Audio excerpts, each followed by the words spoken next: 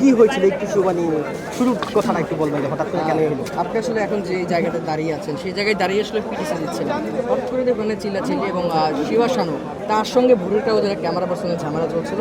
যেহেতু ভোরের কাগজের ভাই এবং শিবা শানু আমরা সবাই চিনি, তাকে আমরা আটকানোর চেষ্টা করছি, তিনি উত্তেজিত হয়ে যাচ্ছেন এবং কলার ধরে ফেলেছেন যে ক্যামেরা পার্সনের ভোরের কাগজ যদি ভুল না করে থাকি। শিবা শানু যখন শিল্পী সমিতির ভিতরে ঢোকেন তখন জয় চৌধুরী আসলে নেতৃত্ব দিচ্ছিলেন যে আমাদের উপর হামলা করার। তিনি গ্রিল টোপকে সিনেমা স্টাইলে আমাদেরকে লাথি দেখাচ্ছেন, আমাদেরকে লাথি মারবেন, মানে আক্রমণাত্মক, আমরা হচ্ছে ভিলেন এই জায়গার, তিনি হচ্ছে নায়ক, এমন একটি পরিবেশ তৈরি হয়েছিল। এবং তার নেতৃত্বে কিন্তু আমরা যখন কথা বলার চেষ্টা করি তার সাথে, তার নেতৃত্বে অতর্কিত আমাদের উপর হামলা চালায়। কিন্তু পিছনে আপনি যদি যান দেখবেন চেয়ার ভাঙা পড়ে আছে, মনে হচ্ছিল যে আমরা এখানে বিনোদনের না, একটা রাজনৈতিক সংগঠন দুই দলের একটা নিউজ সংগ্রহ করতে এসেছি, তার মাঝখানে আমরা পড়ে গিয়েছি। এখান থেকে পুরো মাঠটি আসলে পুরো আমাদের কিন্তু বাইরে নিয়ে যাওয়া হয় এবং বাইরে গিয়েও কিন্তু মারা হয়েছে, ততক্ষণ কিন্তু পুলিশ আসেনি। আমরা আসলে দেখছিলাম, অবাক হয়ে দেখছিলাম, এবং মার খাওয়া ছাড়া এখানে আসলে করার কিছু ছিল না। আমরা হলো নির্বাচনের দিন দেখেছি জয় চৌধুরী তেমন কোনো আমাদেরকে সংবাদ কাভার করতে তিনি দেননি, সাংবাদিকদেরকে তিনি বারবার হলো ডিস্টার্ব করছিলেন, এবং কি যে নায়িকা যাদের কথা বলি আমরা যদি বলি যে পরিমণি আসছিল তাকেও কিন্তু তিনি বের করে দিয়েছেন সেভ করে, আমাদেরকে সংবাদ তারা কাভার করতে, তিনি কাভার করতে দেননি। আপনার কাছে কি মনে হয় কি পূর্ব কোনো শত্রুতা সাংবাদিকদের সাথে এমন কোনো হতে পারে কি?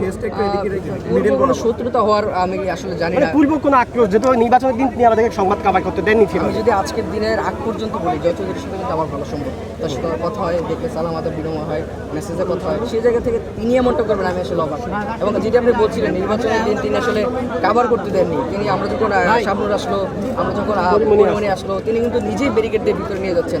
আমরা যেখানে কাজ করতে এসেছি তাদের কথাই আসলে জনগণকে তুলে ধরার চেষ্টা করছি, তিনি কিন্তু এমন ধরনের সহযোগিতা করেনি, এবং তার জন্যই কিন্তু বিশৃঙ্খলা সেদিনও সৃষ্টি হয়েছিল। গণমাধ্যম কর্মীরা মোবাইল নিয়ে ক্যামেরা নিয়ে হুমড়ি খেয়ে পড়েছে, এবং তার জন্য কিন্তু সেদিন আরও একটি বিশৃঙ্খলা সৃষ্টি হয়েছে, যদিও সেদিন অনাকাঙ্ক্ষিত কোনো ঘটনা ঘটেনি। এবং সেই রেসটা কিন্তু মনে হচ্ছে যে আজকেই হয়ে গেল, সেই অনাকাঙ্ক্ষিত ঘটনা আজকে ঘটে গেল, যেটা কারোই আসলে কাম্য নয়।